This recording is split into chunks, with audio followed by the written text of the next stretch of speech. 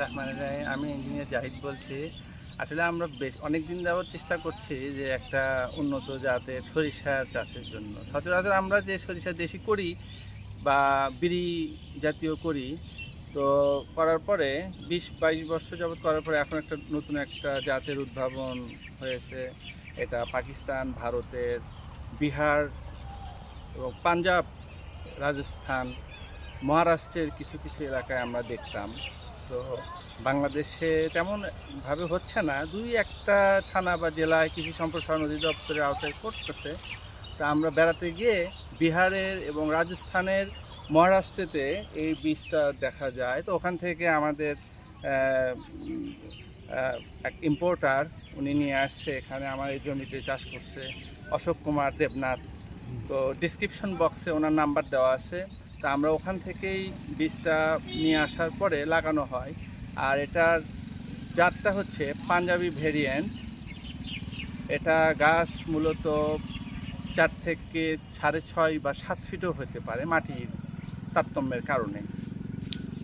তো আমরা যখন এটাতে রোপণ করি, আমরা ভাবছিলাম যে হয়তো বা আবহাওয়া এবং মাটি এটা স্যুট করবে না। তো আশা করি বেলে দোআঁশ মাটি বা এঁটেল মাটিতে মোটামুটি ভালো ফলন হয়। এটা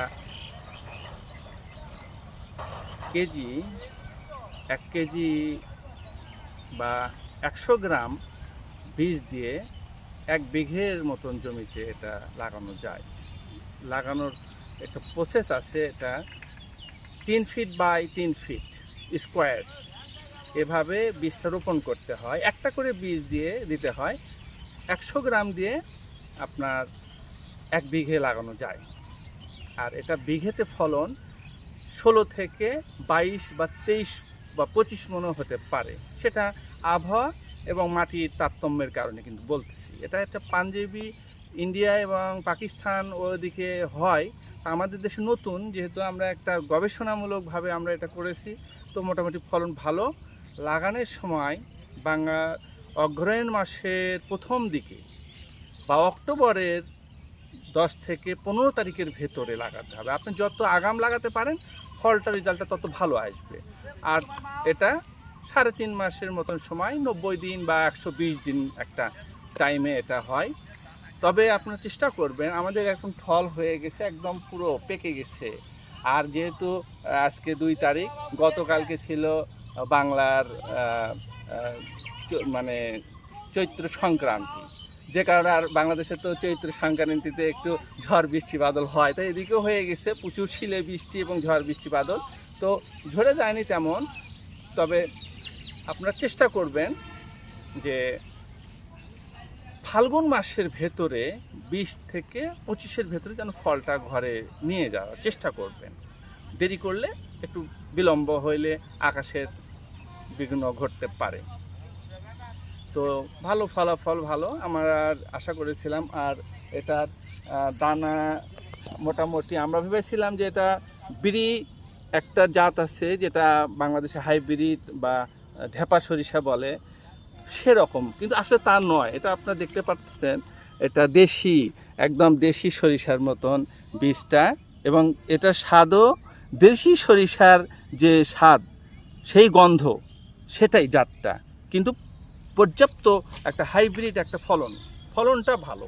তো এটা ভালো, খুবই উন্নত একটা প্রযুক্তি, পাঞ্জাবি ভেরিয়েন্ট এটা জাত।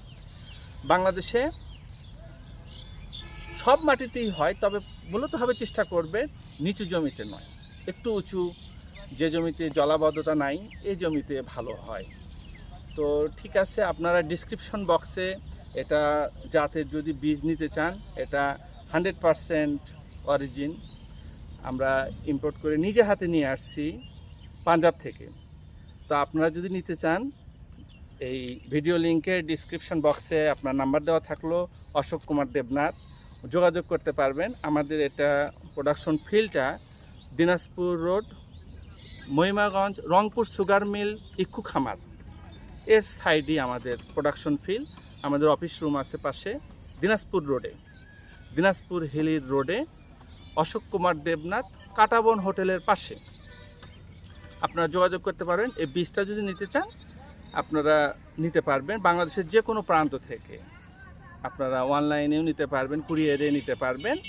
আপনারা এটার জাতটা আমরা যখন নিয়ে আসি তখন পাঞ্জাবের যে রেটটা ছিল 100 গ্রাম দিয়ে 1 বিঘে চাষ করা যায়। এটা একটা অবাক কাণ্ড। 100 গ্রাম দিয়ে 1 বিঘে 33 শতক, মানে একটা করে বীজ রোপণ করতে হয় 3 ফিট বাই 3 ফিট স্কোয়ারে। যে কারণে 100 গ্রাম বীজ হলে কিন্তু আপনার 1 বিঘে হয়ে যাবে। তো ওখানে আমাদের রেট বাংলাদেশি মানে রুপি হিসেবে বাংলাদেশি টাকায় ওখানে আমাদের 1000 বা এইভাবে 950 বা এরকম লেগে গেছে। তবে বীজটার দাম 800 টাকা 100 গ্রাম। আপনারা যদি নিতে চান আলোচনা সাপেক্ষে নাম্বারে কথা বলবেন, যোগাযোগ করবেন। সবাইকে ধন্যবাদ, ভালো থাকেন, খোদা হাফেজ। খুদা হাফেজ। আমার লাভ